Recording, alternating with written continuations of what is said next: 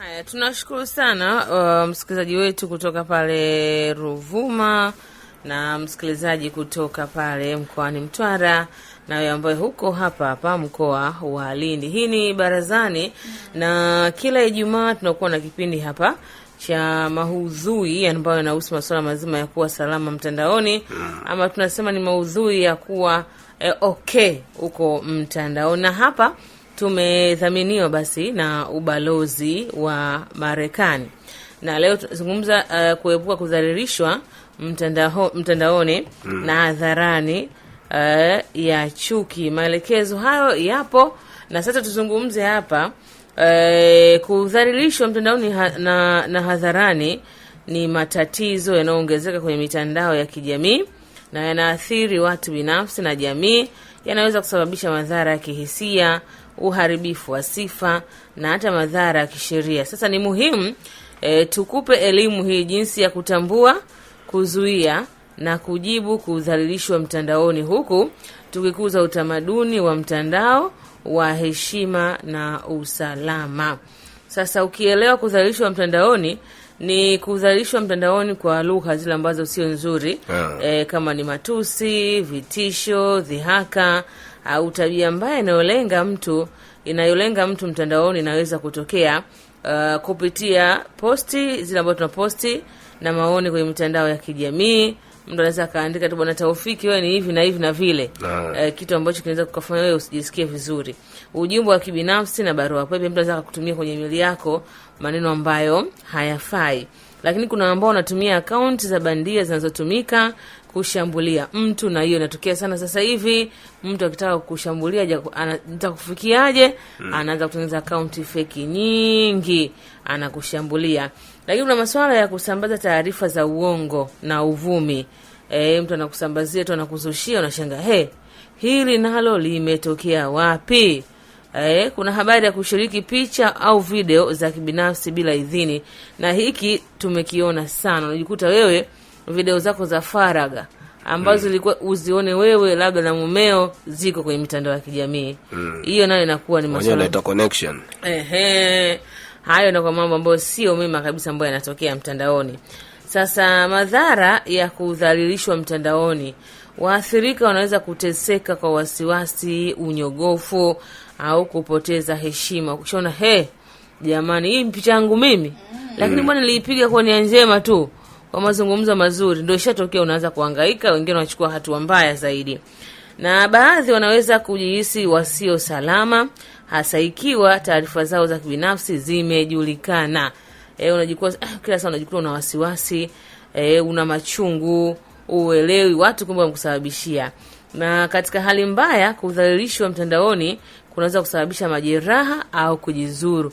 Ndio tunaosema hayo, mtu anaweza ukajiua, ukafikiria kwenda kufanya mambo ambayo hukuyatarajia kwa sababu umemfanyaje? Umedhalilishwa huko mtandaoni. Madhara ya kisheria bwana, nchi nyingi zina sheria zinazohusu unyanyasaji wa mtandaoni. Zipo sheria ambazo zinasaidia mtu, yani kama imetokea unaenda kuripoti, unasaidiwa. Sasa mfano wa kudhalilishwa mtandaoni ni kutoa majina mabaya na matusi, kuweka maoni mabaya kuhusu muonekano, mtindo wa maisha au mitazamo ya mtu mwingine. Kwa mfano unaweza kumtuma picha yako kwa raha zako, akatokea mtu angalia picha mbaya, akayamwaga maneno ukajisikia vibaya. Unaona bwana, mambo kama haya. Kusambaza uvumi wa uongo, kuunda hadithi za uongo ili kuharibu sifa ya mtu. Lakini kushiriki taarifa ya kibinafsi za mtu, kama vile namba ya simu, anwani ya nyumba bila idhini. Lakini kutengwa, kumkataa mtu kutoka kwa makundi au majadiliano ya mtandaoni. Na masuala ya kutishiana, ama kutuma ujumbe ambao unaathiri au hofu. Kwa hiyo mambo haya jamani yanatuathiri sana. Sasa ukikutana hii mambo, ndio jinsi ya kufanyaje sasa ya kujibu kudhalilishwa mtandaoni. Kwa hiyo kubwa zaidi, endelea pia kututumia SMS. Kama pia ushawahi kukutana pia na hali kama ya kudhalilishwa mtandaoni huko, au hata mtu wako karibu pengine ulichukua hatua zipi, Kwa hiyo unaweza ukatujuza. Kwa hiyo sasa kubwa zaidi ukishakutana pia na dhama kama hiyo, yani jinsi ya kujibu kudhalilishwa mtandaoni kama umeshambuliwa. Kwa hiyo nini cha kufanya ikiwa tayari umeshashambuliwa? Kwanza usijibu. Yani kujibu kwa hasira kunaweza kuongeza hali hiyo. Kwa sababu unaweza kutokea uko na mihemko yako na watu hawajali hasira zako, paniki, mwisho siku ndivyo yani vitu vinazidi kuongezeka huko. Zile piga picha. Kitu cha pili, yani piga picha. Hifadhi ule uthibitisho wa kudhalilishwa, endapo kama hatua za kisheria zitahitajika, basi itakuwa ni moja wapo ya shahidi. Lakini napaswa pia uzuie na ripoti. Yani kwenye mitandao ya kijamii inawezesha pia watumiaji kuripoti tabia mbaya. Yani pale ambapo unapoona kwamba umedhalilishwa, basi pale kuna option pia kuripoti. Kwa kisha ripoti, wale wenyewe kuna namna ambayo unaweza kaizuia moja kwa moja ile taarifa isiendelee kuenea. Kitu kingine, inapaswa utafute pia msaada. Yani zungumza pia na rafiki wa kuaminika, familia au hata mshauri pia, watakusaidia zile sehemu sahihi za kwenda kuripoti taarifa kama hizo unapokisha kutana na dhama kama hizo. Na kitu kingine, inapaswa uripoti kwa mamlaka. Yani ikiwa kama kuna vitisho au unyanyasaji mkubwa, kwa hiyo unapaswa pia utoe ripoti pia kwa kisheria. Endapo umepokea hizo taarifa za kutishwa za unyanyasaji, basi kuna vyombo vya sheria ambazo unaweza ukapeleka mashtaka yako au hizo ripoti, mwisho siku wakazifanya kazi. Sasa jinsi ya kusaidia waathirika wa kudhalilishwa mtandaoni. Pengine wewe ni upo na rafiki yako karibu ambaye amekutana pia na hiyo dhama. Kwa hiyo wewe unawezaje kumsaidia huyo? Kumtoa huko. Kwanza inapaswa kuwa msaidizi. Yani si msimuliaji.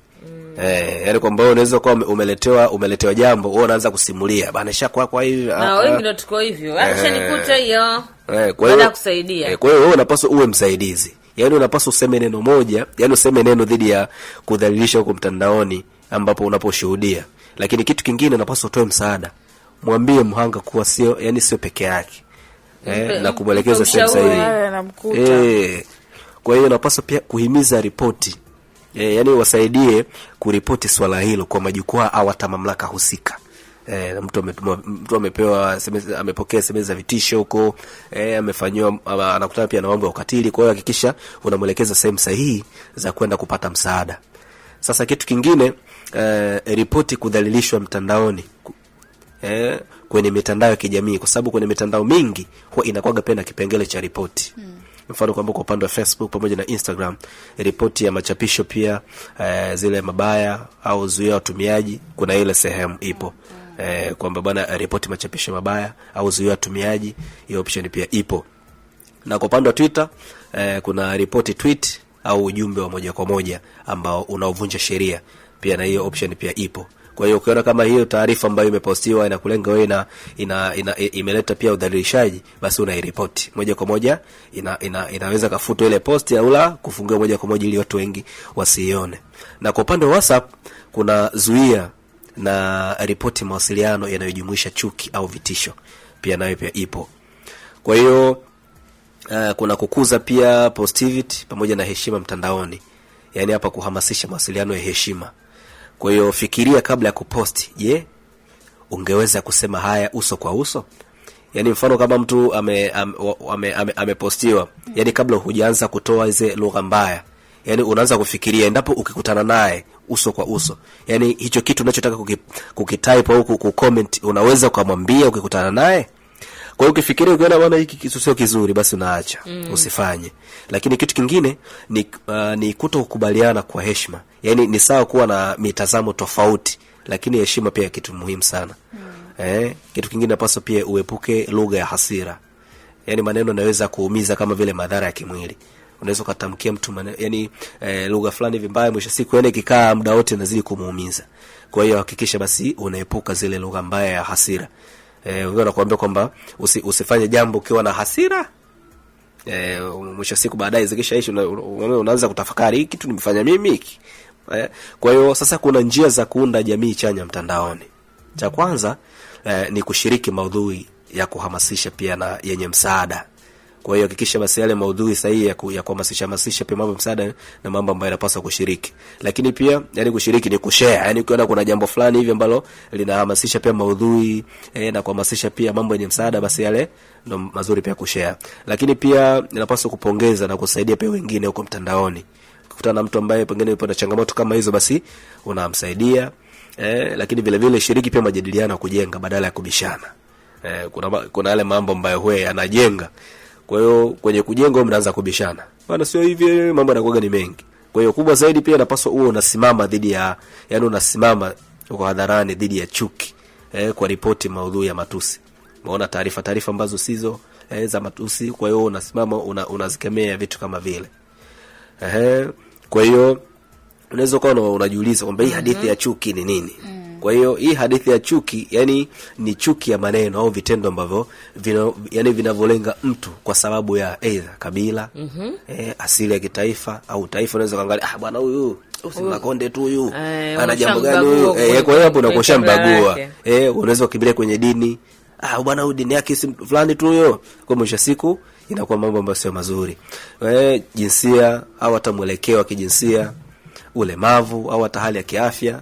Unaweza kumuona kwamba mtu yupo na mapungufu, yupo na ulemavu fulani, kwa hiyo unaweza kuchukulia ulemavu wake kuwa ni sehemu moja wapo pia ya kumletea pia maneno ambayo yanaweza kumsababisha pia yani kumweka vibaya. Okay. Sasa mimi nataka nikueleze kwa nini hadithi za chuki ni hatari. Baada ya kufahamu hadithi za chuki ni zipi, sasa kwa nini hadithi za chuki ni hatari? Hizi bwana zinaweza kusababisha vurugu, zinaweza kusababisha ubaguzi na mgawanyiko katika jamii. Lakini ni vitu ambavyo vinasambaa kwa kasi na kuleta hofu miongoni mwa watu, na inaweza kusababisha hatua za kisheria na marufuku katika mitandao ya kijamii. Namna gani tunaweza kuziepuka hizi hadithi za chuki huko mtandaoni? Cha kwanza kabisa ni kwa kuwa makini na jinsi maneno yako ambayo yanavyoweza kuathiri wengine. Lakini pia tuepuke kushiriki zile zinaitwa memes. Kuna memes, kuna vichekesho au stereotypes ambazo zinakuwa zinakera. Hakikisha unasema neno dhidi ya hadithi za chuki unapozishuhudia. Yani wewe sema neno lako hapo la kuponya unapozishuhudia. Tumekuuliza umewahi kushuhudia kudhalilishwa mtandaoni? Ilikuwaje? Tunakwenda kupitia ujumbe wako sasa. Haya, kupitia 0749 89 8950. Basi tunakaribisha hapo, utuambie kama ulishawahi kushuhudia masuala ya kudhalilishwa mtandaoni. Kwa hivyo tuambie hapo kwenye kupitia ujumbe mfupi na kwenye simu ni kupitia 0673 03 0382. Kwa upande wa SMS pia wanasema bana, hiyo tabia kuzalilishana mitandoni sio vitu vizuri kiafya ya akili na vikomesho vikali. Hivyo vitu huwa watu wengine wanaiga watu maarufu wao, nao waangaliwe zaidi, maana hao ni vioo vya jamii. Sema ni msome kama Sigere Raymond. Okay, shukrani kwa ujumbe wako. Haya, kwenye line hapa. Hello. Zapo mjengoni vipi? Salama kabisa, karibu. Asante sana. Kwanza unazungumza na Omar Mpale kutoka Manispaa mkoani Lindi, mtaa Ngombole, walio kwa wingi Tanzania mzima wanapenda kuniita bingwa. Omar Mpale hapa. Kiukweli bwana, swala kudhalilisha nayo na kwa sio vizuri, kwa ajili kwamba kuna baadhi ya maarufu sana wanadhalilisha kuhusu maarufu zaidi, ndo wanadhalilishwa. Umeona kama kimfano labda mimi hapo Omar Mpale, mimi kwamba kuna baadhi ya wengine wanaozoa kanichafua tu kunitoa show kutokana sio, unajua tena mwingine anakuwa na jina kubwa. Umeona kwa mnao anapenda sana kudhalilisha, ila vitu kama hivi navyo wanavyopenda kudhalilisha, naomba serikali ingilie na wanaofanya vitu kama hivyo wao wanachukuliwa hatua kisheria kabisa. Ni hivyo tu. Mimi naitwa Omar Mpalile, naachia line. Nisalimie Steve Thomas hapo studio. Haya, tuna Uliza kwenye swali letu. Umewahi kukutana na kadhia hiyo ya kudhalilishwa huko mtandaoni? Ilikuwaje? Tuambie hapo. Haya, kwenye line hapa. Hello. Halo. Upo wapi na unaitwa nani? Haya, tuambie kupitia namba yetu ya simu ya hapa studio ambao ni 0673030382. Tunakusikiliza hapo baada ya kukupa madini haya. Utuambie kama umewahi kudhalilishwa huko mtandaoni ama umeona ndugu yako yoyote kwenye line hapa. Hello. Hello. Upo wapi na unaitwa nani msikilizaji? Niko mitaa ya Kikwetu, naitwa Mwalimu Mwaipaja. Karibu sana Mwalimu Mwaipaja. Asante sana.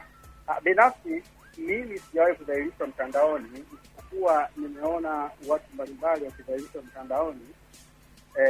Kwa mfano, pengine labda mtu anaamua tu kutumia nafasi alionayo kumdhalilisha mtu, anaposti picha zake bila hiari, kuandika vitu ambavyo angeweza kuongea naye private, lakini anaviweka public katika hali kama hiyo kwenye mitandao ya kijamii. Kwa hiyo binafsi niseme tu kabisa kwamba tabia kama hii inakuwa haipendezi, kwa sababu mtandao au teknolojia ni kitu ambacho hakisahauliki hata baada ya miaka kadhaa. Kwa hiyo mambo kama haya sio mazuri. Tutumie teknolojia kwa ajili ya kujinufaisha na sio kwa ajili ya kuwekeana chuki binafsi na vitu kama hivi.